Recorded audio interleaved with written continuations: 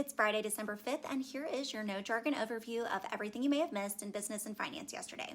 The stock market had a pretty quiet day as investors are really waiting for the important economic report we have coming out today regarding inflation. All three major indices were basically flat. The S&P 500 and NASDAQ were up slightly, and the Dow fell just a tiny bit. But once again, the Russell 2000 index was the standout. It tracked smaller companies and was up around 0.75%. Smaller companies keep doing well because they benefit the most when the Federal Reserve lowers interest rates, making it cheaper for them to borrow money. Of all the different sectors, industrial companies and tech companies both had the strongest day, up around 0.5%. Healthcare and consumer staples, so think groceries, household goods, those companies had the weakest day. The big story yesterday, though, was that we got some surprising jobs data. The number of people filing for unemployment dropped to 191,000, the lowest number we've seen since September 2022, and 30,000 below what experts were expecting. This is great news, but experts say the numbers could be slightly off because of the Thanksgiving holiday. We also got another jobs report showing that companies laid off 71,000 workers in November, which is down from 153,000 in October.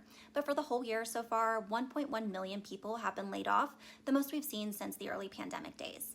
The odds of the Federal Reserve lowering rates next week are still very high. Wall Street still thinks that there's about an 87% chance that they'll lower rates. Interest rates were up just a bit yesterday, though. Bitcoin traded at around $92,000 yesterday, so it did a bit better than it had been doing the last week or so.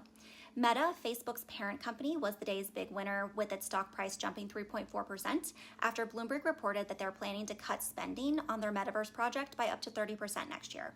The metaverse team is housed within the Meta Reality Labs division, which has lost over $70 billion since 2021.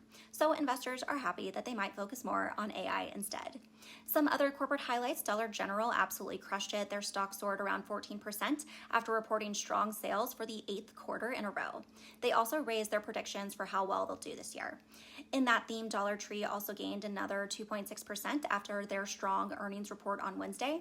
People are clearly shopping more at discount stores to save money in this economy. Amazon fell 1.4% after announcing they're rethinking their relationship with the U.S. Postal Service. Right now, they pay the Postal Service about $6 billion a year to help them deliver packages.